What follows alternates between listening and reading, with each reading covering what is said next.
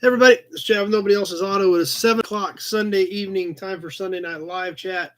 We are live on both Facebook and YouTube. We'll give everybody a few seconds to get their notifications, and then we will get rolling here shortly. We've got a few people jumping on with us already. We'll get Facebook up and going here.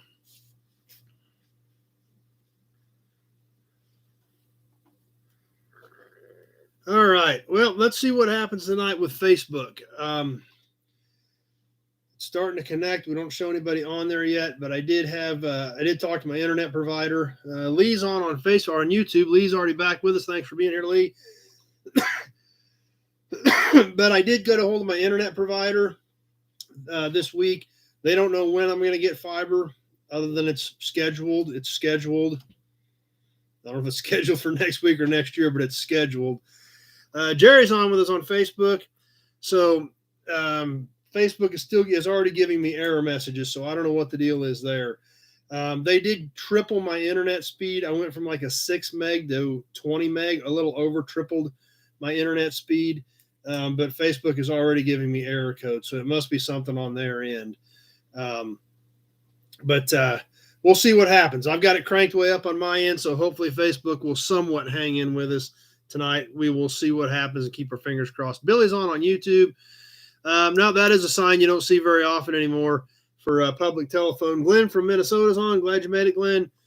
Hopefully Facebook hangs in there, but like I said, even tripling my speed apparently is not going to take care of all these error messages that Facebook is giving me. So we'll see what happens.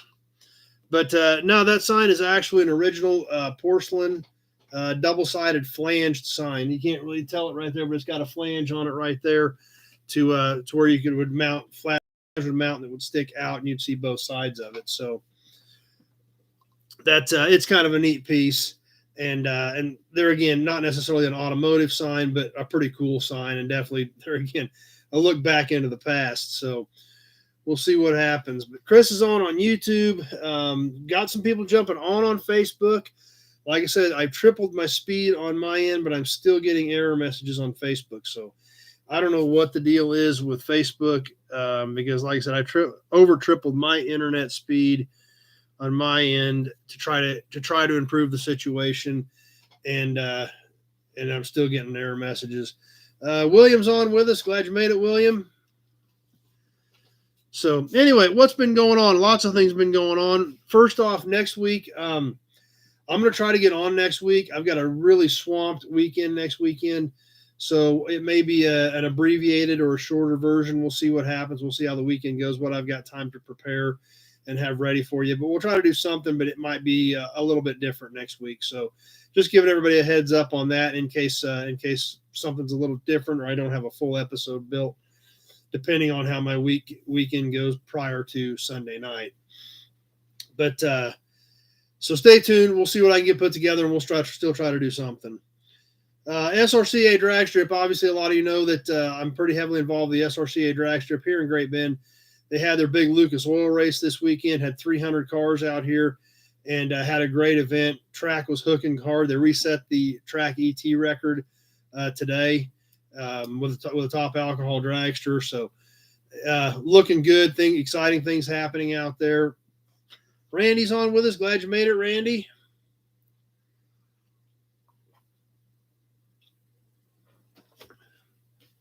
And not many comments on Facebook, so we probably still have feed issues, even though I cranked my speed up on my end. We'll try to figure out what's going on with Facebook on that end. But at least the track is pretty much done. They got it re-prepped and had a great weekend with a ton of race cars. So that was fun. Yeah, William, the telephone sign it's a double-sided flange sign. We talked about that right out of the gate, had some comments about it, but it is flanged right here, so it would actually mount against the wall like that and stick out. So it is a double-sided original porcelain public telephone sign. But so I was out at the racetrack quite a bit this weekend, doing a lot of content and doing a lot of work out there, feeding a lot to their page. So you can check out the SRCA drag strip page on Facebook. I fed most of it to Facebook this weekend. We've got a little bit of new content up on YouTube as well. Lance is on with us. Elle in North Carolina is on with us. Glad you guys made it. My dad's on. He said Facebook is working for the time being. We do still have some people on Facebook, which is a good sign. So hopefully cranking up my internet speed at least helped with the situation. Actually, Randy, I do have a phone booth. It's out at the yard, tucked away in one of the buildings out there, but it is an actual full glass folding door phone booth. I'm guessing it's metal frame and glass. It's not a really old wooden one. So it's probably a 60s era one. But yeah, I actually do have a phone booth as well. So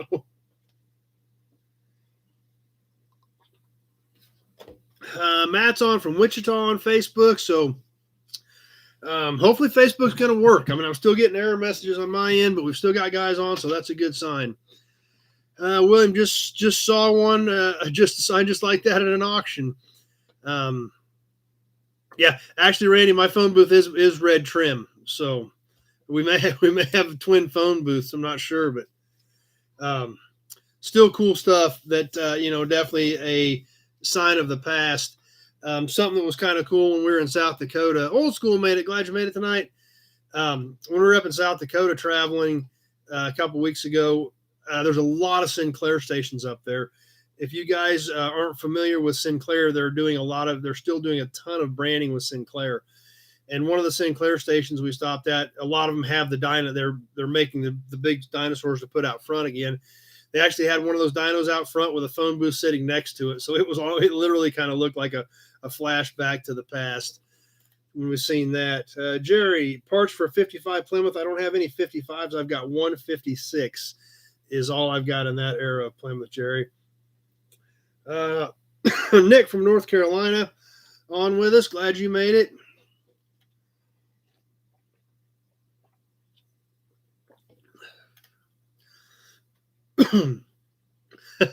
Old school says there's a gas station near him that's called the Tonka Gas Bar that still have analog pumps.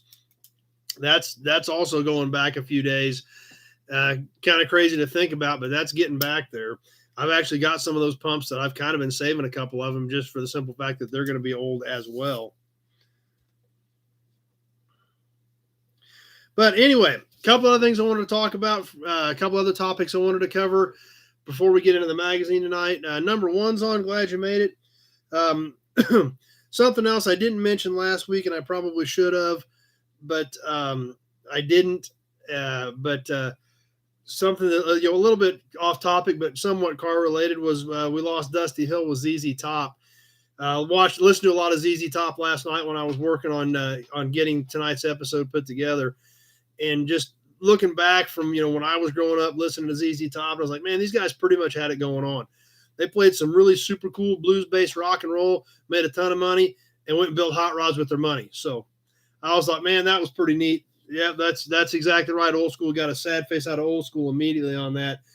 But man, those guys and the other thing about it is they were one of the longest running bands, original members, no changes ever. I mean, just a little over 50 years, I think those three dudes played together. All same three dudes the entire time, and left a heck of a legacy. Number one says in California they were called ZZ Top.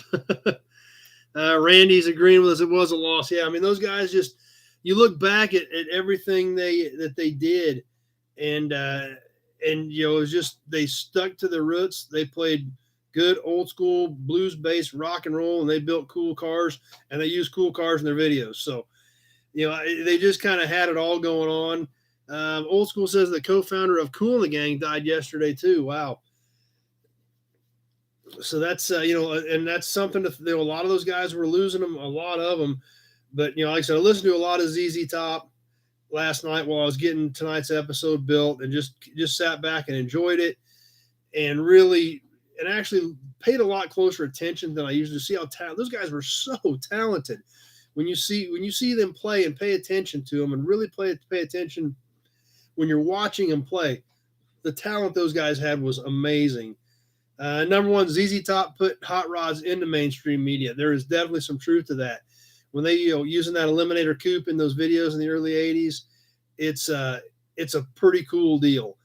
And with the fact that, like I said, and that's the bad part about it, especially a lot of these musicians, we don't think about it till we lose one of them.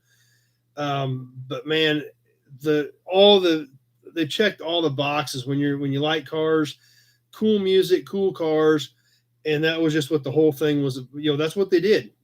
And when we lose somebody like that, we really look back and think about that, and think about the times that when I was 8, 9 years old when Eliminator came out, and I grew up on a lot of that music. Chopper One's on. Glad you made it, Chopper One. So it was just such a cool time. And there again, me growing up in cars, being around cars, and then to see those guys, using those super cool cars in their videos. Wendy's on. Glad you made it, Wendy. I do not have any early Bronco stuff at all. So, like I said, I had a great time last night listening to it, going back, clicking on stuff on YouTube, listening. In fact, I had him up on a separate tab, just listening. I was like, man, I want to watch the videos while I'm doing it, while I'm building tonight's episode. So I actually brought it up on the other computer so I could watch the videos, watch the Eliminator Coupe on the screen while I was working. So go back and check some of that stuff out, man. It was so great. I really enjoyed it. And I hate the fact that a lot of us don't think about that till we lose one of those guys. But man, those guys were talented. So let's go ahead and enjoy some more of it. Let's see. Glenn. Glenn says he had the keychain with the ZZ keychain, which was also a staple in a lot of those videos. That keychain was always somewhere in the videos, as well as ZZ Top fading in and out of shots. That was another kind of key point in their videos, how they would fade in, fade out. There were just so many cool things about it. Plus the fact they always had those long beards, hats, sunglasses. They're always a little mysterious, but just doing their thing. So they always stayed true to who they were, what they did, and that's what was so great. Randy from California is on. CM 50 Dodge mirrors. There again, depends on what we're talking about. Car, truck, inside, outside. I may have some of that stuff. If you want to give me a shout after we get off, or give me a shout tomorrow, I can get you on my list. Leonard, okay, Old School says Leonard Skinner had a member test positive for COVID today, so they canceled their tour. Let's see. No, number one says he glanced at the sign, didn't understand why there was a bell on a public restroom sign, and then he realized it was a public telephone. So, James is on with us. Glad you made it. So, anyway, that's what I did last night while I was working on tonight's episode. Go back, check out some ZZ Top, enjoy it, enjoy what these guys did, and take it all in for what they did for music, what they did for hot rods, the car culture, things like that, back in the early 80s. So, next thing I want to talk about tonight was in one of our stops while we were out on the road in South Dakota.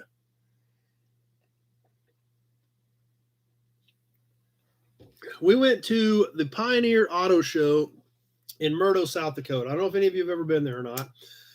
Great place. It's been on American Pickers a couple of times. We stopped there a few years ago and definitely wanted to stop again while we were up in the area and see Dave. Got to know Dave Giesler pretty well while we were up there last time for a few days. So definitely want to go back and see him, his daughter Vivian, who kind of helps run the museum. Jerry says there is a documentary on Netflix about ZZ Top, so that's probably would be pretty interesting as well. We do still have comments coming in on Facebook, so we'll keep our fingers crossed that even though I'm still getting error message codes, maybe my cranking up my speed did help, at least to a certain extent. But the Pioneer Auto Show in Murdo, South Dakota, cool place, almost 300 vehicles there, cars, about 300 cars and trucks. They've also got motorcycles, tractors, great collection, and a very extensive collection. Like I said, we stopped there a couple of years ago and got to know Dave, and actually that's where I got my Tucker banner a couple of years ago that we looked at on Toy Tuesday here a while back. Actually got to sit down with Dave, and we recorded the story about the Tucker banner that I now own and is part of my collection. So we're going to be getting that posted up, but we actually sat down with Dave, and it's a very interesting story. He didn't just stumble across it somewhere in a box. This goes all the way back to when Tucker was selling dealerships, and we know the whole story on this banner that I now own as part of my collection all the way back to when Tucker was out trying to sell dealerships to get people set up to sell these cars. So we'll definitely get that posted. And so you can check that out. But we heard it straight from Dave, so that was cool. Let's see. Oh, number one, that 25th Camaro RS. Actually, I just picked that car up about a month ago, so I don't have any history with that car at all. I actually do have a 92 in my collection that I am keeping, but it is one of the 1251 Z28 convertibles that I've got that I'm keeping in my collection. But that 92 is a pretty nice car. Randy's here from California. The banner, it is a silk banner, silk showroom banner is what the Tucker banner was, an actual silk Tucker showroom banner. So we did it on Toy Tuesday. It's been several months back. You can go check that out, or I'll get that video posted sometime here in the next week or two, where we actually sat down with Dave. I actually took the banner back up with me, hoping we could catch Dave and get the story. Because like I said, the stories are what really makes this stuff. And so he was kind enough to sit down with us and actually retell the whole story on video. So we've got it down, and we'll get that posted up for you guys. But it is a great, great collection. If you're ever going through that area, it's right on I-90 as you're cutting across South Dakota. It's a couple hours east of all the big attractions, Mount Rushmore, Crazy Horse, all that stuff. Probably 3 hours from Sturgis to the east towards the middle of the state, but literally right on I-90. Super easy to get to. Pull right off the interstate, and I don't even think it's a full block to the first parking lot. It really goes. If you go the full block and turn, you can go to the other side of the parking lot. The first part of the parking lot, I don't even think is a block off of I-90. There's a Super 8 right there, literally right as you get off of I-90. Easy to stay at. They've got a restaurant at the museum, so everything you need is right there. But the collection obviously is what we want to talk about. We're here because we like cars, trucks, memorabilia, and they've got a great, great collection. Rico and Jess made it. Glad you guys made it tonight. See, Kevin's on Facebook, so we've still got a few people hanging on Facebook. Hopefully that internet speed situation helped. I'm still getting error messages, but hopefully the internet speed has helped the Facebook situation tonight. But anyway, vehicles and collectibles and all kinds of cool stuff at the Pioneer Auto Show. Now, it's not just cars. They've actually got, cars are a big, big part of it. Dave is a huge car fan and been in the car world his whole life. Number one, tonight we're going to do a Motor Trend, which is what's cool about Motor Trend is it was all current stuff for that day. So that's where we're heading tonight with the magazine. But they've got an extensive collection of cars and trucks, but they've also got kind of an old downtown type area with all kinds of little separate buildings, built beside each other. Over 40 buildings on the property. But besides the cars, they've got a general store set up, a barbershop set up, a radio shop set up, a little county jail set up, fire department, train depot. So it's not just cars and trucks, even though cars and trucks are a major, major part of the collection. But because of that, there is a little bit of something for everybody, which is what makes it nice. If somebody's with you and they're not necessarily just strictly cars and trucks, there's all this other stuff in the Prairie Town that they can check out, spend some time with, and look at. But obviously, cars and trucks were why we were there. And not only that, they have an extensive memorabilia collection as well. Lots of signs, lots of cool signs, dealer's place, things like that. Matt, 57 to 59 GMC 800 series don't have anything at all there in those big trucks right now, Matt. But I shot a lot of videos up there. I've got a dozen or 15 videos that we shot around some of, and just we highlighted a few cars here, a few cars there. Absolutely no way to cover them all. One of their bigger buildings, I did 3 or 4 videos in, just a couple of little pockets of cars, and then some overalls. And then some of the other buildings had 12 or 15 cars in them, so we may have highlighted 2 or 3 and then kind of scanned the whole building. There's obviously no way to be able to see it all or show it all in video. There's just too much there. but I definitely wanted to get enough content to show you some good, honest tidbits of what's there, so you can kind of take it in, and really, you need to put it on your stop list if you're going to be traveling that way. We did bring some memorabilia home this time, just like we did last time. We're going to be getting to on Toy Tuesday. They've also got a gift shop, and they typically do have some original memorabilia available in their gift shop. They do have some new memorabilia available as well, but they do typically have some original pieces, original cans, sometimes a few original signs. They've actually got a Hallmark shop right there in part of it as well. Greeting cards, wrapping paper, stuff. So if you need to take a present home for somebody, they literally got a one-stop shop for the whole deal. So Matt, any oddball 55 to 59 big trucks, nothing really other than, like 50 and 60 series, I think is the only big stuff I've got in 55 to 59 GM trucks right now, Matt.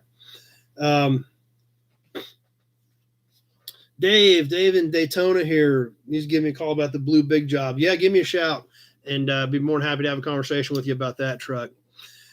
So, like I said, lots of cool content coming from there. The Tucker Bandit video, I was super excited about that. Dave sat down with us on that. And like I said, there's so many cool cars there. It's just hard to take it all in. They did have some new additions come in since the last time I was there.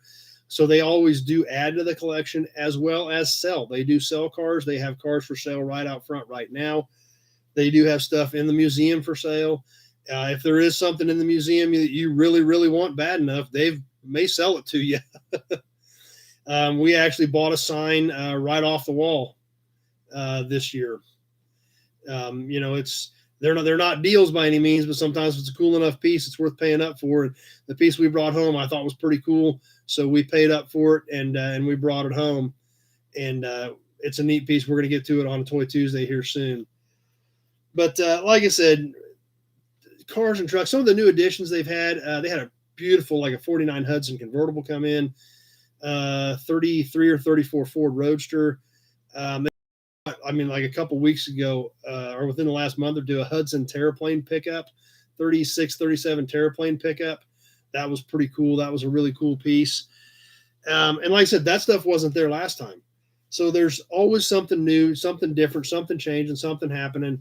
And like I said, if there's something there you want, Dave may sell it to you. You just have to ask him and have a conversation about it. Gale, 74 Duster parts. I've got 2 Dusters in the mid-70s.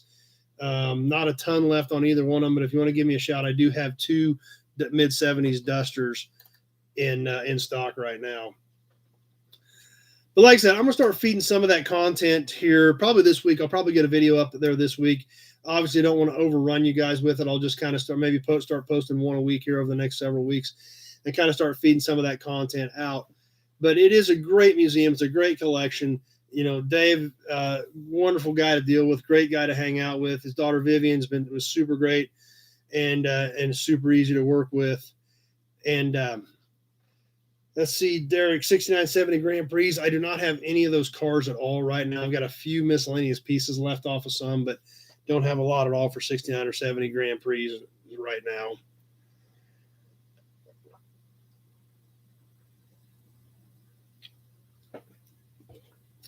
But when I start posting these videos from the Pioneer Auto Show, be sure to watch them carefully because there is so much stuff in there with the signs, the displays, the memorabilia. And it's not just car stuff, and it's not just the Prairie Town. They have toys, memorabilia, just a little bit of everything. There's something there for everybody that anybody's going to enjoy.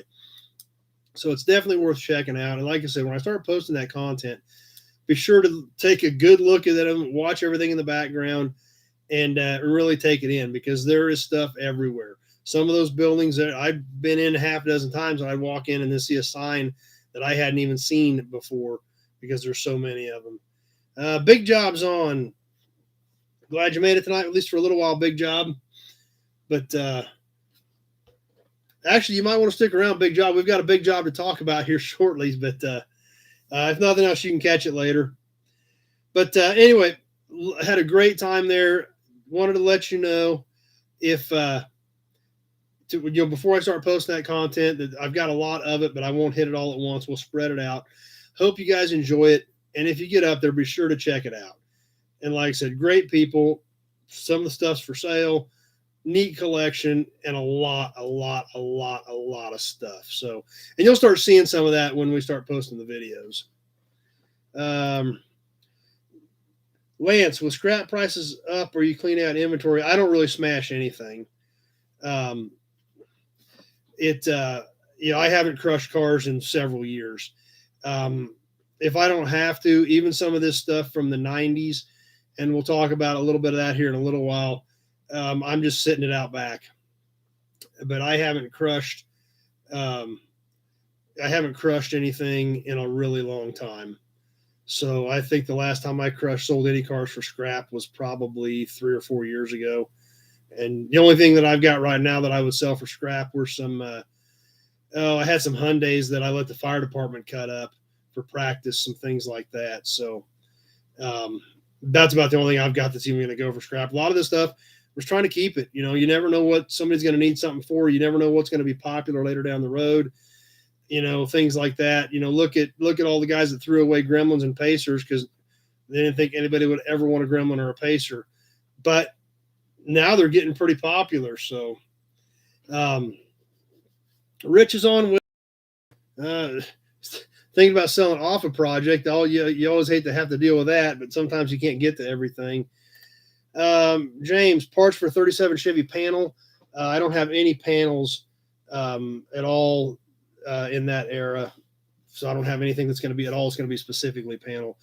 What's the easiest car for me to crush? I don't do any foreign stuff.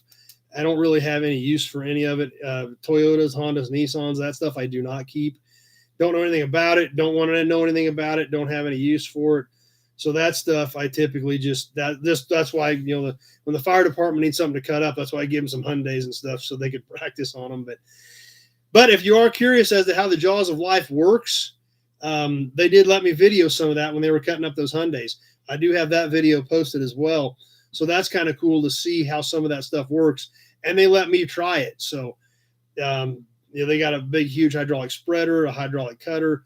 And so that was pretty cool to actually get to use that stuff. But that's the stuff that I don't keep, don't want anything to do with, don't know anything about, don't care.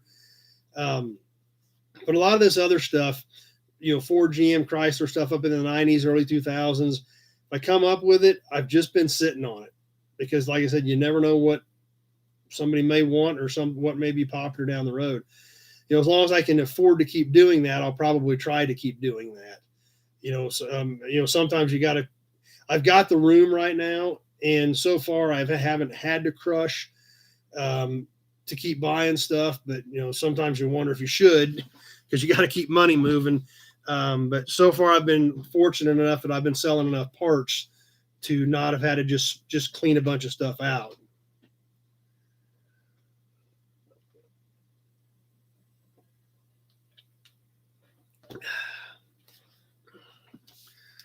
So anyway, let's I guess that pretty much covers everything on the Pioneer Auto Show, other than putting the content out there so you guys can check it out.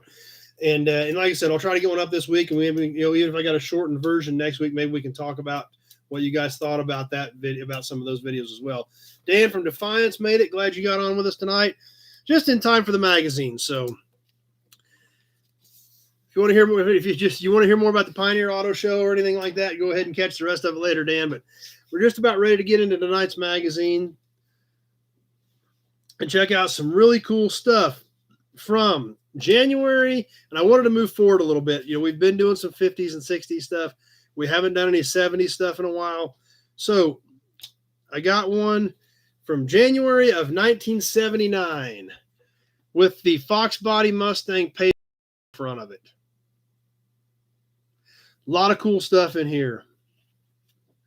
Old school. Instead of crushing, why not sell a car or two to another junkyard who has the room? Right now, I've still got the room. So that's, fortunately, the room isn't an issue. Just got to keep money flowing. That's an issue more than anything. So as long as I can keep selling parts steadily, then maybe I won't have to worry about it. But right now, so far, I'm still okay on room. But obviously, with a Motor Trend, we are looking at current for that day, current for January of 1979, information, technology, and news from just over 40 years ago, which is what is so great about these magazines. There's in all these magazines we look at, there's always something, whether it's an old hot rod magazine, we're looking at the trends of the day, how they were customizing cars, what they were doing. When we look at these motor trends and things like that, Motor Trend, Car Life, we're looking at the new cars of that day and now looking back at what we know now actually really happened with those cars. So let's go ahead and get into it, starting with, as we do typically when we do a Motor Trend, with the Detroit Report, where they give us a lot of tidbits of information coming out about the big supplier, or the big three. Starting off with the Pontiac turbocharged V8 right down here. Obviously, Buick had turbocharging by now. They came out in 78 on the Century, Regal, and LeSabre. Pontiac was looking at doing turbocharging as well. Old School says the magazine's as old as he is. I'm a few years older than the magazine, so let's see. It says Pontiac was considering turbocharging a 151 cubic inch 4-cylinder, but when Pontiac looked at the cost of production, it was found that the inline 4 engine would cost just as much to produce as a normally aspirated 6 or small 8, which we now know today turned into the 301 turbo used in the Trans Am in 80, 81, right along in there. So there again, it wasn't even out yet. These are tidbits of information leaking from Detroit that we are talking about. Something else, and like I said, there's no way to cover all these because all these little articles are all part of the Detroit update. But one thing right up here, the Electro Lincoln, that was a pretty interesting article. It specifically talked about the electronic dashes that were coming out in the 1980 Lincolns, which we know now became a pretty steady thing in the industry in those days. But it said when the 1980 Lincoln sedans and the new Continental make their debut next fall, they will reportedly be available with an all-electronic instrumentation in some models, an industry first. So obviously we know that's kind of a normal standard now, even though a lot of stuff has gone back to gauges. There's been multiple different vehicles that have used digital dashes over the years. And that was the beginning of it right there in 1980. Another thing that I found very interesting that, to a certain extent did come true, right here it says signed, sealed, and delivered. And this was kind of a different article. I wonder what it meant by that. And when I read it, it says the feds are pushing for development of an engine that won't need a hint of maintenance except for oil changes for a minimum of 50,000 miles. Then in parentheses, it says, yes, and maybe the sun will rise in the west too.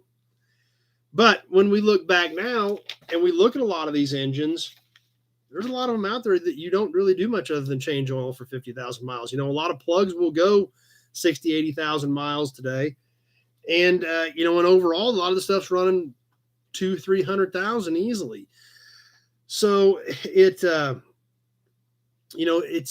lot more possible than what this article says. This would be a fairly safe proposition if every owner drove his vehicle in the same manner over the same roads in the same environment. But in real life, this just isn't possible. So to a certain extent, yes, there are still things that need to be done. But realistically, a lot of these engines, other than changing oil, are fairly maintenance free today. So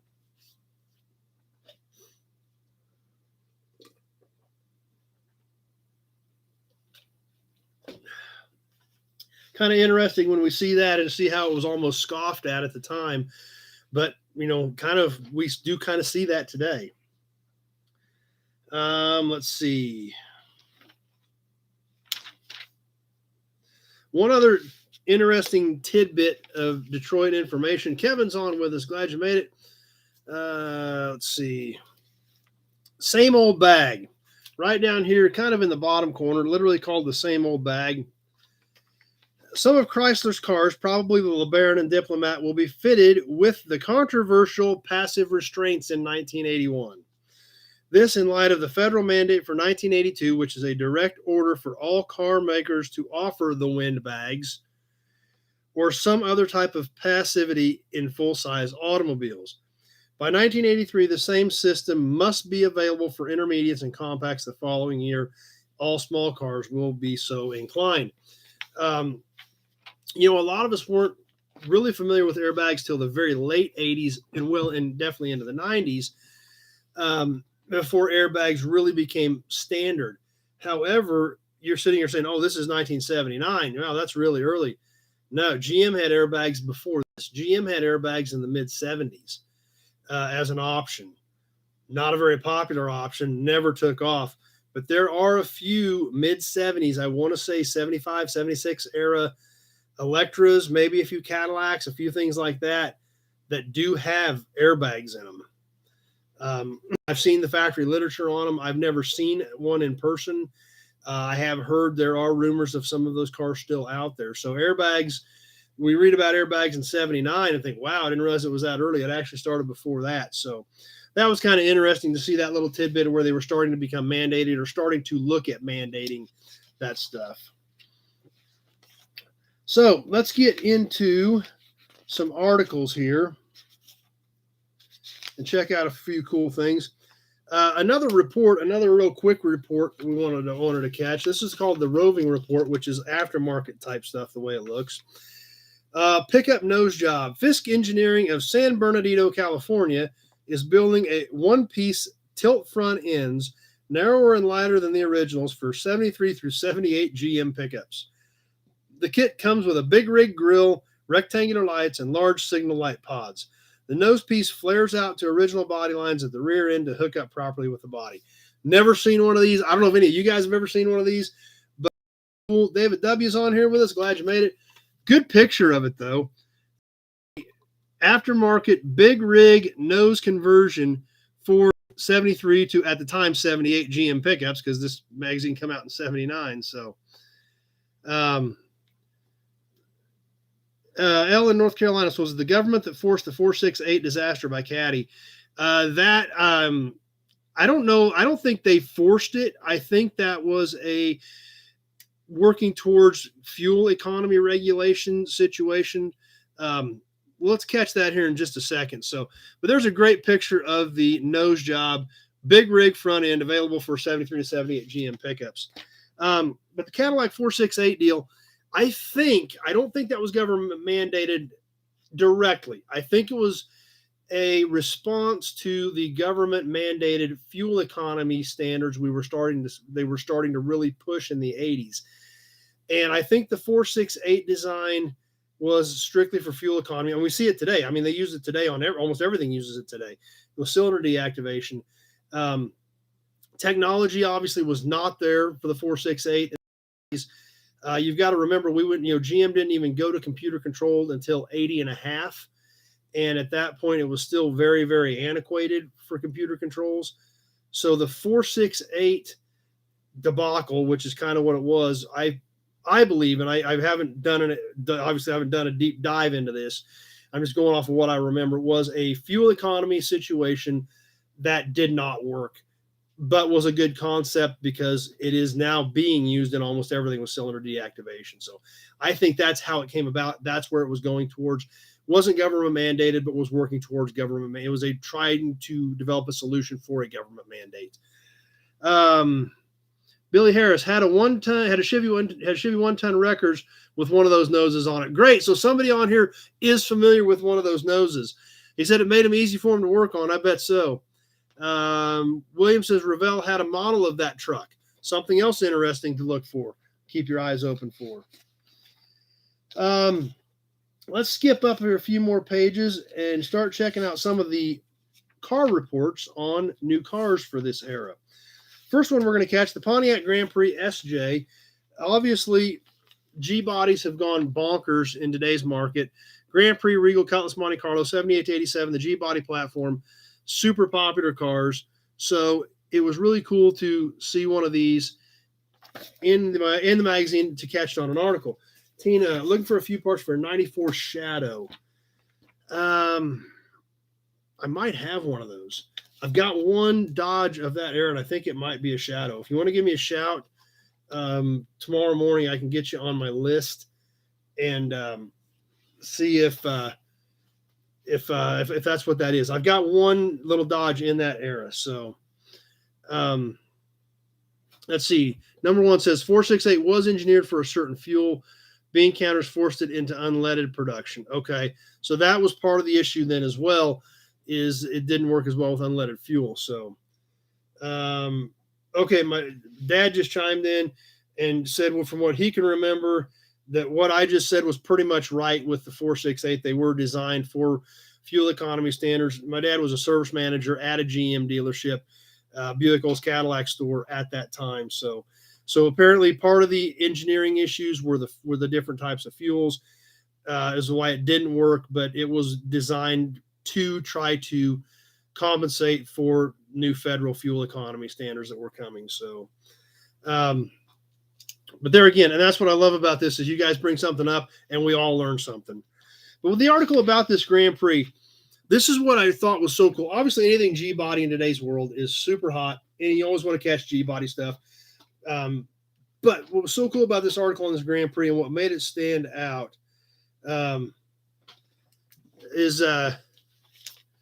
no, Dad's not a co-host. He just chimed in on Facebook and said that's what he remembered from when he was working for him, when he was actually working at the GM dealership.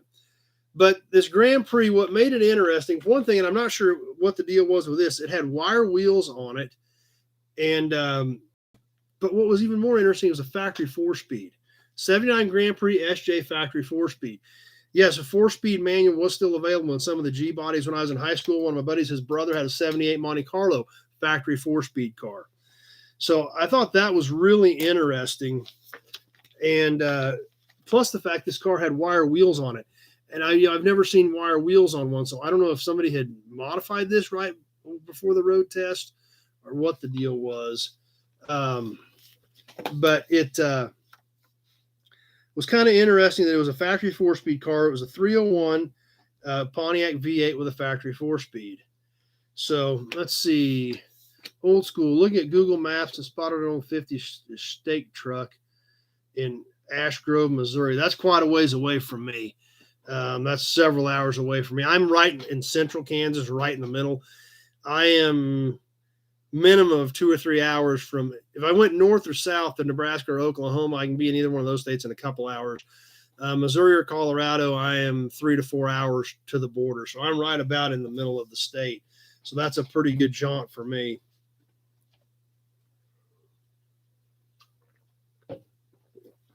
But, something, so this factory 4-speed Grand Prix, we always like to look at the performance data on these cars. Blistered the quarter mile at 1869, 301 4-speed Grand Prix. But obviously, finding a factory 4-speed in something from the late 70s, almost unheard of. So that's what was cool about this Grand Prix article, is that it was a factory 4-speed. Number one says his neighbor bought a green-on-green 78 Monte Carlo new for his mom. There was a straight 6.3 on the tree. I've never seen one of those either, especially in a G body. Next car we're going to catch for the road test data in the 1979 Motor Trend, Ford's Pinto Cruising Wagon.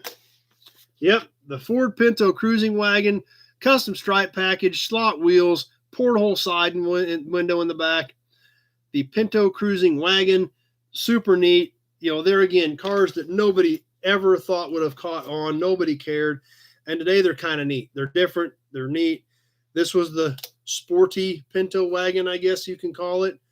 But it was, this one was a V6 car, two barrel carburetor, V6, kind of your basic car, automatic. That's right, number one, vanning in a Pinto wagon. That's kind of what it was. But there again, find one of these in good shape today. Nobody kept them. They were all thrown away. They were not a rocket ship, blasting through the quarter in 19.10 seconds. But neat little cars that are gone now. All these cars, like I keep telling you, the stuff from the 70s and 80s, so tough to find any of it anymore. And so it's cool to see them in the magazines. Plus, a lot of this stuff has not been documented, recorded. Obviously, you can pick up any muscle car magazine, and I don't think there's a Hemi Cuda on the planet that hasn't been in 3 magazines. You know, all that stuff's been traced. Everybody's seen it. Everybody's read the articles. Everybody's read about 69 Camaro. But what I like is when you talk about Pinto wagons, G-body Grand Prix with a 4-speed. This is the stuff that nobody ever writes about anymore. This is the stuff that nobody ever sees, nobody ever covers. That's what I think is neat about it, is we're checking out different things. Plus the feedback that I get from you guys while we're doing it. Number one says they're still out there. They're just in yards and barns because nobody could ever sell them. They had to keep them. There might be some truth to that too. But speaking of vans, let's jump forward a few pages to the Ford Club wagon van. The truck people at Ford built a magic carpet for 8 people plus luggage. And the Ford Club wagon van. So there again, something that you don't see that much of anymore, don't get much information about. Let's see what they said about it. The Ford Econoline Custom Club van. We'll flip to the page to check out some cool pictures. Some of these views will probably take some of us back to when we were little kids and check out some neat stuff. But pivoting captain's chairs, and just like they said, it's a magic carpet built for 8. Ellen, North Carolina says full documentation on a 69 Beaumont wagon. Wow, that would be cool. I don't think I've ever seen a Beaumont station wagon. Old school. Cars made in the 80s were the beginning of throwaway society. Nowadays, cars and trucks won't survive. Too sophisticated to keep going. There is some truth to that, but I also believe that there's going to be, the old car hobby is very strong. It's a younger generation. They are looking at cars from the 80s or 90s. There's going to be a lot more specialized industry out there for repairing a lot of these electronics, is what I've got a feeling is going to happen. I think the guys that grasp that are going to be the guys that are going to be really needed in the hobby in the coming years to rebuild, overhaul some of that electrical stuff from the 80s and 90s that we did see, because people still love the cars. So I don't think they're going to go away, and people are going to be willing to spend the money to fix the cars. So I see there being a big industry there, and that's what's going to help keep these cars going. Is that diagram of the Ford Y-Drive 4x4 system on this van is just a 2-wheel drive. I'll show the diagram here a little bit closer on the spec sheet, but it was just a basic layout of the 2-wheel drive Econoline on there. But goes through the basics on it.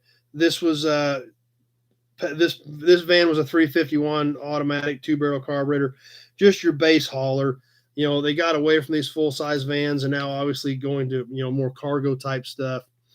But there again, finding these old vans, these vans were disposable, they were throwaway, and finding good ones anymore, it's tough. Not a lot out there. The guys that have good ones and need parts for them, they're again very limited supply of that stuff.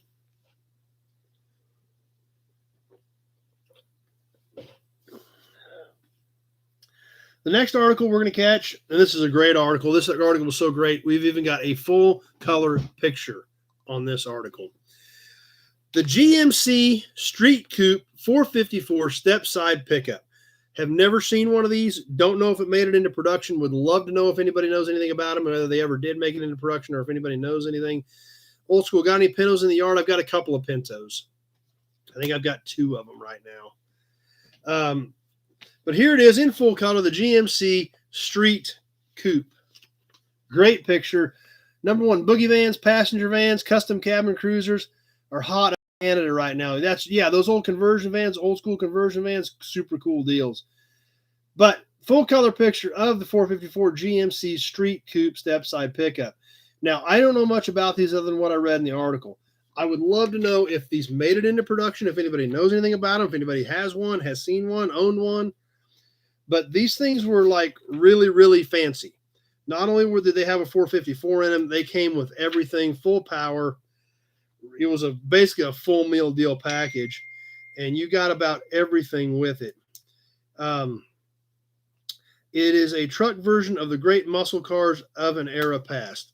The Street Coupe takes no muscle to drive, equipped with almost $4,000 worth of options, including the $780 Street Coupe package. The cab is more like a deluxe. I mean, But back in 79, big deal. Deep pile carpeting, deluxe upholstery, power steering, brakes, windows, air conditioning, tilt, automatic, digital radio and clock, everything. I mean, just loaded to the gills. It had it all. So these things were pretty cool. That's why I would love to know if anybody knows anything about them, whether they actually did make them or how many of them are out there or whatever happened with this concept. Still weren't very fast. They ran a 1640 through the quarter, and got about 10 miles.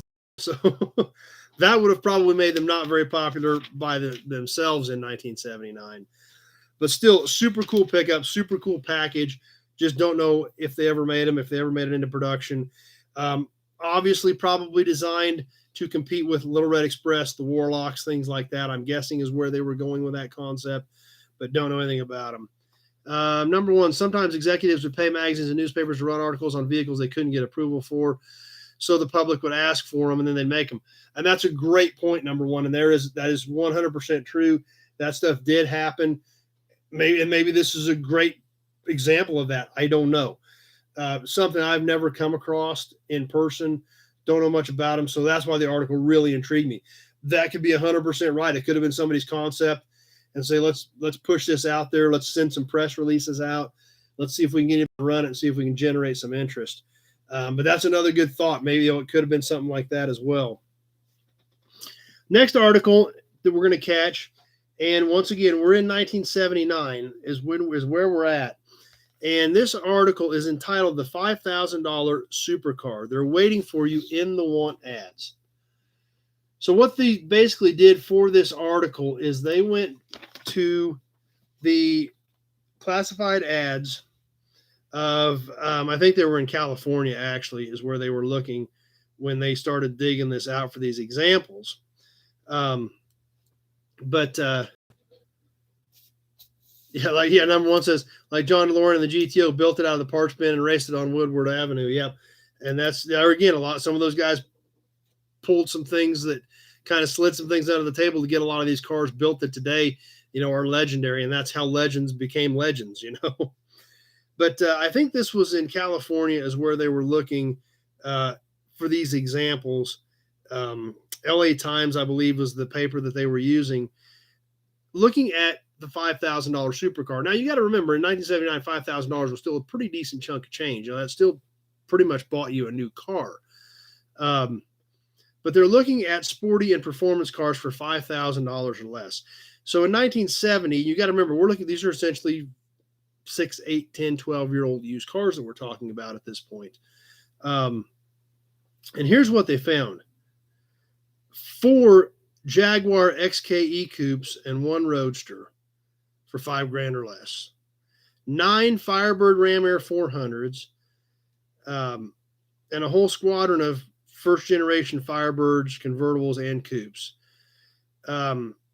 Once again, staying in the under $5,000 mark, 2 Hemi Cudas, 1 Hemi Charger, and more Mustangs than he could count, ranging from $900 for a 65 289 all the way up to $4,000 for a 69 428 Cobra Jet car.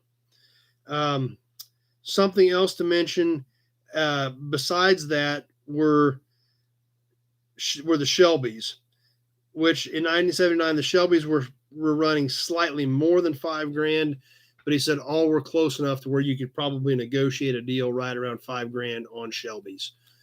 So there again, that's what's cool about it, is looking back in time and then looking back in time from that point. So I definitely thought that was well worth mentioning. A couple more articles, and then we're going to catch them the ads, and then we're going to get trivia. Did have our cover car.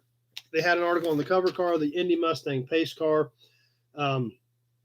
Obviously, these cars are getting to be collectible in today's world, as well as their pickup counterpart. If you do remember, there was an F-150 pickup pace truck as a counterpart to the Mustang, which are extremely desirable pickups today. But what was really cool about the article about the Mustang pace car, a couple things that really stood out. One, all the modifications that were done to the car to be the pace car, to make it perform like it needed to do, were listed in the back of the article with part numbers if you wanted to make any of these upgrades to your new Fox body Mustang. Broke it all down, gave you the part numbers and everything if you wanted to modify yours comparable to the actual pace car. The other part of this article that was so great was it showed us all of the pace cars all the way from the beginning all the way up until 1979. So it was really neat checking all that stuff out with all those great pictures of all those great cars that had been Indy pace cars over the years.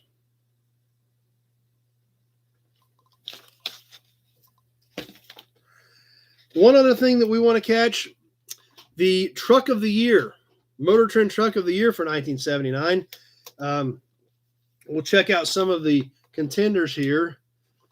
The Chevy Love, the Dodge Van, the Dodge D50, 79 F-150, or this is an F-350 actually, they got listed here, but it's Super Cab two-wheel drive, just like my 79 F-250 that you all know I love. Square body Chevy pickup, and a little Toyota pickup. The nominees for the Motor Trend Truck of the Year award, and the winner is the Chevrolet 4x4 Love was the Truck of the Year in 1979. So found that kind of interesting, worth checking out. Kevin, do I have any VW vans or Dodge on the yard? The only VW van I've got is a bay window, like a 72 bay window. I've got a few Dodge vans as well, depending on what you're looking for there. So let's catch some ads real quick. Obviously got to check the ads out. These won't take too long, and then we'll get into trivia and new inventory and videos.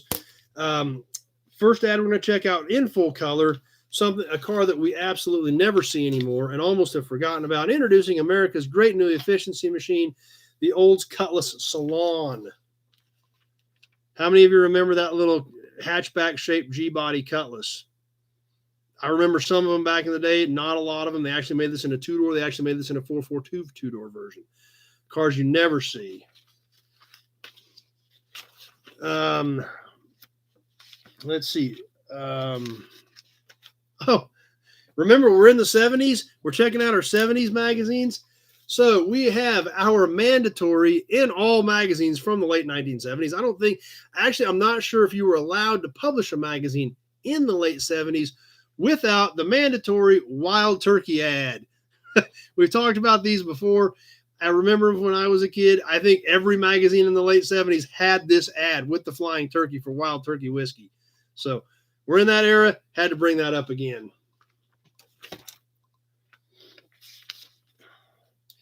Something else that became fairly commonplace in the 80s, not so much at this point yet, but we were starting to see them.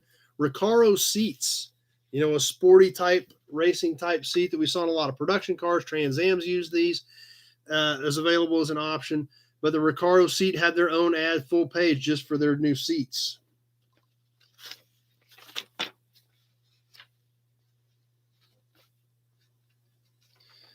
Flip up a couple of more pages.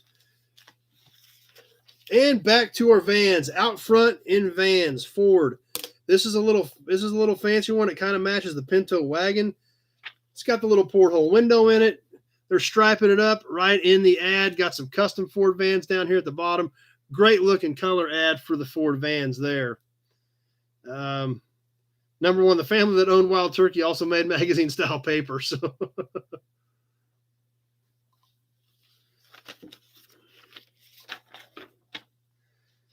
let's see. Let's jump up a couple of more pages here.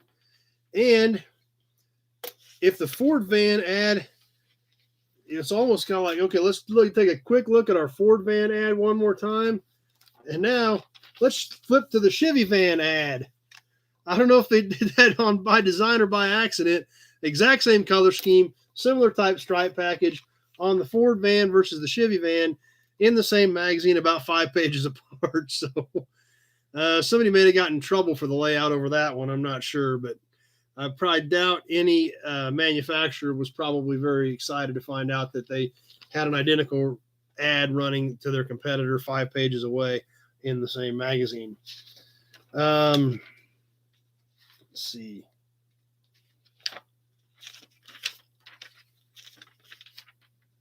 This is a great ad. Full color, action, excitement. This is a great ad we've got. That's right, Dan, the A-Team van. That's where they were going with that. This one is Jeep. Jeep Country 79 excitement on wheels. 2-pager, 2 half-pager. Started here, finished over here. Got the Cherokee, got the I don't know if they were a Wrangler at the time or a CJ or what. Probably a CJ at the time. The Jeep pickup. And what's great about the pickup is it is the Golden Eagle pickup with the eagle in the hood. A pickup you'd never see today. I remember those when I was a kid. Great, great ad. Got the AMC logo on it with Jeep. Was really excited when I saw that ad and thought they did a great job on that one. One other thing we're going to catch in this issue of Motor Trend. Obviously, if you've been hanging out with me on here, you know I kind of like Trans Ams. In the back of the magazine, in a small, tiny little blurb, anybody heard of the Macho Trans Ams, the Macho TAs? Yep, they had an ad for them in here. Very limited production. They were a dealership conversion. Had a little ad for them as well. Plus, right below that, I noticed Old Cars Weekly. Obviously, I still do. You know, we've been talked about Old Cars Weekly on here several times. They had a little spot in the back of this issue as well. So those were some of the tidbits that I chose to pick out. Obviously, we could do 5 times as much of it. Just time doesn't allow it. But that's what I picked out to talk about in the January 1979 issue of Motor Trend. Hope you guys enjoyed it. Hope you guys like the step forward a few years. And like I said, we tried to mix it up a little bit. We worked from the 50s, 60s, 70s, get into the 80s, maybe even a little bit. But we're just trying to find some cool stuff to check out. Take a quick look back in time with 2020 hindsight and see what they said in here and compare it to what we know now about what happened. So, David, any international scouts? I've got one 79 Scout 2 in stock. It's not complete, but it is a pretty good tub. So, number one's got to go. He's got to go eat. Yep, you definitely need to go do that. Anyway, let's catch a little trivia, and let's talk about the raffle. Let's talk about some new inventory, and then I've got to get to work. So, anyway, trivia tonight. Another can from our friend Mike Shook at Auto Artistry in Russell, Kansas. Another one of the Phillips cans. This big tub he got me. There are 6 or 8 of these in there, so I've been trying to mix them up. We've given a few of these. This is a cardboard can, but it is beautiful condition. 1040. I'm going to drain this from the bottom. It still has oil in it. I will drain it before I ship it so it doesn't get popped and leak on the way to you. But great condition, even has the Phillips shield on the back. Beautiful colors. Like I always tell you guys, I have absolutely no problem whatsoever adding cardboard cans to my collection. These cans will not survive. These cans sitting out in the barn, as temperature changes, moisture changes, they will just literally collapse themselves. Keeping these in great condition, still make great pieces, and I'm always happy to add them. So another one from our friend Mike Shook at Auto Artistry. Be sure to check him out on Facebook or check out his website, autoartistry.com. See what he's got going on over there. The other night I posted a video about a 1977 Oldsmobile Delta 88 Coupe. There again, 70 stuff, so hard to find. I always get excited when I find some of it, get to add it to the row, keep it around because I know guys are going to need parts off of them. One interesting thing about that car is it was a local car. Where was it from? We've still got some people on Facebook as well. So I am going to watch Facebook and YouTube both as we start talking about the raffle. What town was that car originally sold in?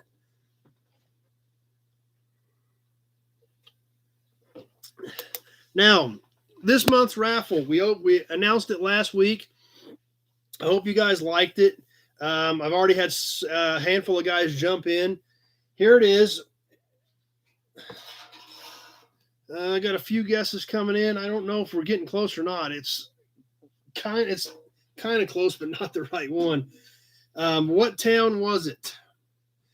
Here, the Hupmobile grill shell. I'll see if I can show you guys the badge on this thing, get a little better look at it. It is an original badge. It is an original grill shell. In pretty good shape, really. It has just a slight amount of damage clear at the bottom, but it's minimal. Looking for the town. Have not seen the town yet. Keep an eye on both formats as I watch through the big grill shell. Keep an eye on the computers. But somebody's going to win this thing. Somebody's going to get this added to their collection, either hang it on the wall, put a shelf in it. I've seen a lot of people put shelves in them. Nate got it. Larned. That is correct. Nate's our winner. That car came from Larned, Kansas, about 25 miles west of me is where that car was sold brand new. So it never traveled very far. It came from Chance Oldsmobile Cadillac in Larned, Kansas is where that came from. So we were looking for the town. Old School got the Chance part, but Chance was the dealer name, not the town. So Nate's our winner tonight. So we'll get that can out to him. Some old school was almost came in right after that with it as well. So, but these grill shelves, you can do a lot with them. They are somewhat deep, so you can put shelving in them. I've seen people put a mirror in them, literally put a mirror right here and hang them in the bathroom. Use it on a rat rod, tons of uses, but really great with the original grill badge on it. So definitely can't wait to ship that out to somebody. Like I said, if you are not a U.S. viewer, as long as you've got a good way to help me ship that to you, I don't have a problem with you playing, but I do not have a good way to ship it out of the country. So, Dan says that's where he was going. Because it's actually Larned, Larned, and you had a Lauren, Lauren, and that's what threw me off. I didn't know where you were going with that. So, but Nate was the first one that got it right to where it was Larned, Kansas. So, but Larned was the town. But anyway, on the raffle, who's in? I had some guys jump in immediately on the raffle.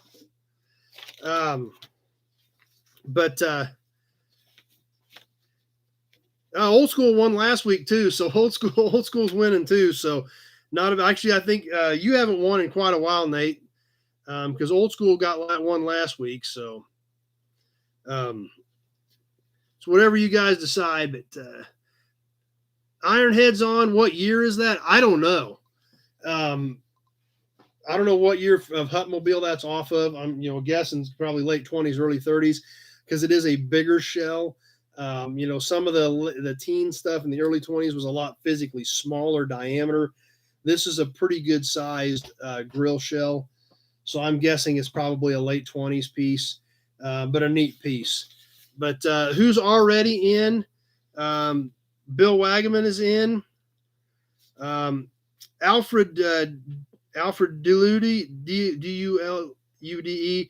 Alfred, if you're on, because you bought some parts as well, your shipping address did not come through on this PayPal.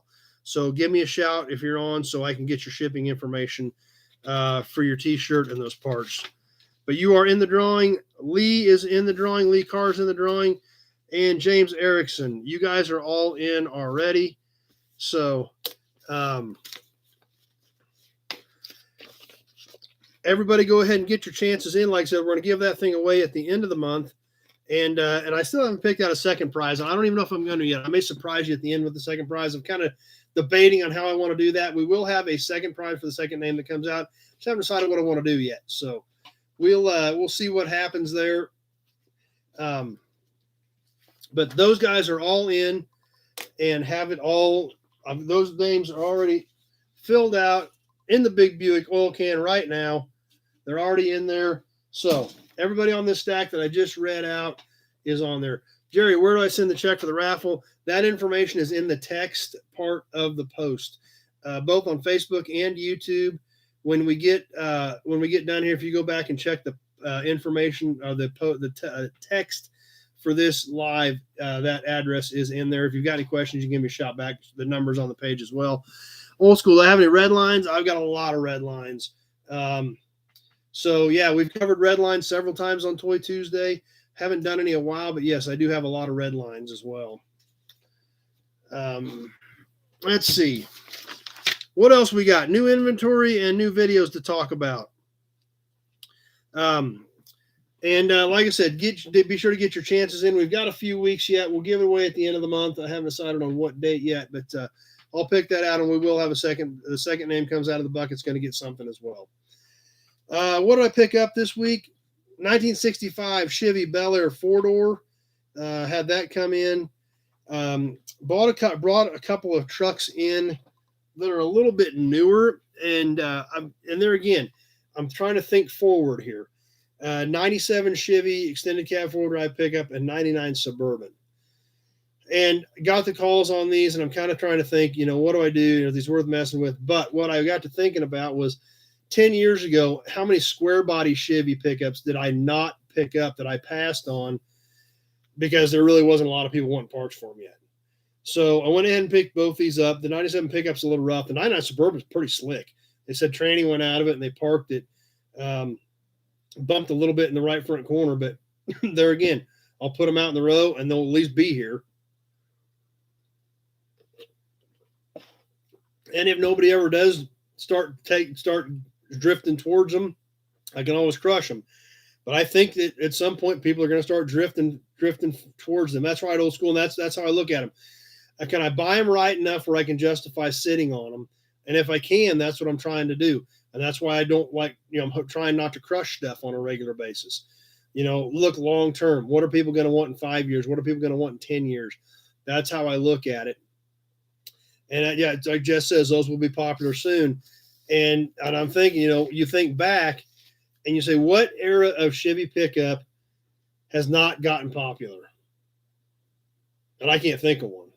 So, if things continue to shift and that trend continues, if I can find that stuff and they're reasonably priced, and then I'm going to try to buy them and save them and put them out in the row. So I picked those up. Had another super cool truck come in yesterday. And that's right, old school. I know there is definitely a market for some of those Japanese classics. They're not my thing. But the other thing of them not being my thing is I don't know a thing about them.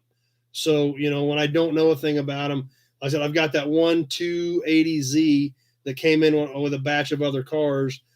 So, I wasn't extending myself on it because it came with some other stuff.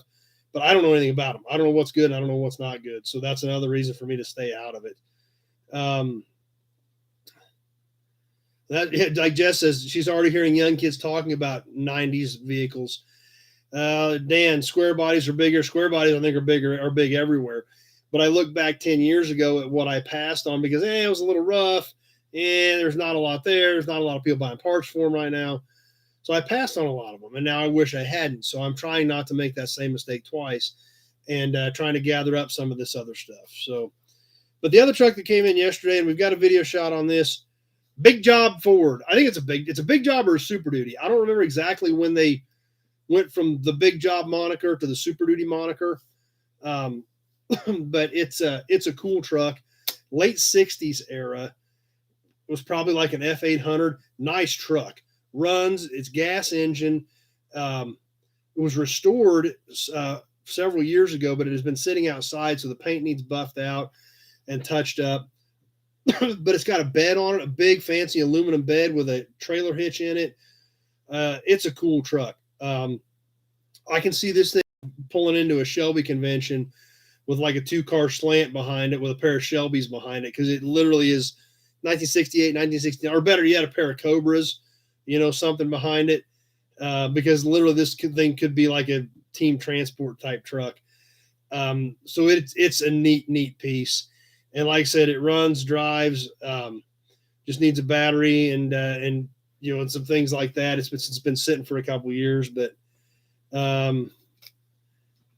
number one's back. His dinner's not ready yet. So glad you can come back for a few more minutes. But anyway, this Ford is super cool. Nate, 88 to 98 trucks were what everyone wanted when I was in high school, and he's 36. So there again, we're already starting to see maybe that trend coming back, and I think that is going to happen. So even though it doesn't seem that we're only talking 25-year-old stuff, I'm starting to think about what to grab. But this Ford is cool. I hope you're going to enjoy the video on it. But this thing is going to make somebody an awesome hauler, because it is just a cool truck. And like I said, the emblems, they don't have any emblems on it, so I don't know if they took them off when they painted it and filled the holes. But it is late 60s, so I think it had switched to a Super Duty moniker instead of the Big Job by that point. But it's a cool truck. This custom built, I think it's a custom built diamond plate aluminum bed with a trailer. It's got like I don't know if the fifth wheel type hitch built into it. It's got a receiver hitch on it, storage cabinets on the side of the bed. gas automatic truck. It's cool. So Old School saw a blue 80s S10 the other day, lowered with another truck that, I think is going to come back. Those square S10s. I think those trucks are going to come back strong as well. I've gathered a few of those up. Obviously, if you saw the video the other night on that very early production one that I had, one of the super early S10. Number one, hot rod tip. Those full-size heavy-duty trucks that still use half-ton cabs are usually in amazing shape. And that's true as well. I've got a lot of cabs here that come off of farm trucks and things like that. So this one, I think by then, Ford was using a different cab on these trucks. But it's, like I said, it's cool. You see the video on it. It'll all come in a second. You see the video on it this week when I post it. Just imagine this thing with like a 2 or 3 car trailer with a set of Cobras behind it, and it would look just about right. So neat truck. Super excited about it. Can't wait to show it to you. Dan found a 76 short bed Silverado black, 22,000 all original, like new, rained on twice. That would be a great pickup. 76 short bed Silverado with 22,000. If it's been rained on twice, that'd be a pretty sweet pickup too, especially for the demand of square bodies, much less short beds. So anyway, what's coming this week for the videos? Obviously, the Big Job or Super Duty, whatever the big Ford truck video is coming up. The 65 Bel Air 4-door video is coming. We'll feed you at least one of the videos from the Pioneer Auto Show in Murdo, South Dakota. So you guys can start checking some of that stuff out. I'd be curious to see what your feedback is on that place as well. And like I said, well worth checking out. Great people, great collection, and had a great time there. Like they got a hotel right there on the property. I mean, it's literally within walking distance, and it's all within a block of, if you pull off of I-9 at Murdo, South Dakota, you're right there. I mean, you're literally right there. Old School. Have you seen Dennis Collins' recent video about restored Jeep Wranglers? Have not seen any of that stuff at all on those. But, I mean, obviously Jeeps are going bonkers no matter what they are. So, but anyway, that's pretty much about what I've got for you guys tonight. I'll keep an eye out for the next few minutes here as we wrap up for any more comments. Don't know what happened on Facebook. We have dropped off on Facebook quite a bit. Still feeding an error, but maybe the cranking up the internet did help, but obviously did not fix the situation on Facebook. So I will do a little more checking on that this week and see if there's any way to try to rectify some of that. But anyway, that's what I've got for you guys tonight. Hope you guys enjoyed it. As always, appreciate you swinging by, hanging out, checking out what we've got going on, spending part of your Sunday evening with us. You guys are what makes this. The comments, the feedback, the interaction is what's great, and that's what happens around here, and that's why it's such a great show. James, I have any 66 Nova parts. I don't have any early Nova stuff at all. No, Old School. I didn't get new internet yet. I called them, wanted to know where my fiber was at, and they said it's scheduled. That's all they can tell me. So they tripled my speed. I went over tripled it, actually. I went from 6 meg to 20 meg. So I still don't have fiber, but I did get them to crank me up. So we'll see if that helps any, but obviously did not fix all of our Facebook problems. I will have to do some more digging into that and try to figure out if there's some button that's not pushed or is pushed or something like that. Dan, Jeep factory is in Toledo, Ohio, 50 miles east of where he's at. So anyway, hopefully Glenn says Facebook was better. So that's a good sign. Like I said, it's still giving me error messages, and our viewers fluctuated quite a bit, way more than they typically do on Facebook. So I saw a lot of fluctuation on viewers on my end, and I'm still getting error messages, but at least it is working for some people. So that's great and super. So at least maybe we did something on Facebook. I don't think we've got it all, but maybe we accomplished something. So anyway, as always, thanks for watching, guys. I will see you guys live Tuesday evening. We'll do some Toy Tuesday. That stuff's coming out. I don't know. I may do a Pioneer Auto Show tomorrow, and then get the Big Job and the Bel Air later this week. Like I said, next week I've got kind of a screwy weekend. I'm going to be pretty busy. I will try to get something done Sunday night, even if it's an abbreviated episode. But that's what we'll shoot for next week. Oh, one other thing I forgot to mention, actually, I didn't realize this. I just looked down at my notes. This is actually episode number 75. We've done this 75 times, which shocks me that you guys keep coming back and wanting to hang out. But yeah, this is number 70, episode number 75.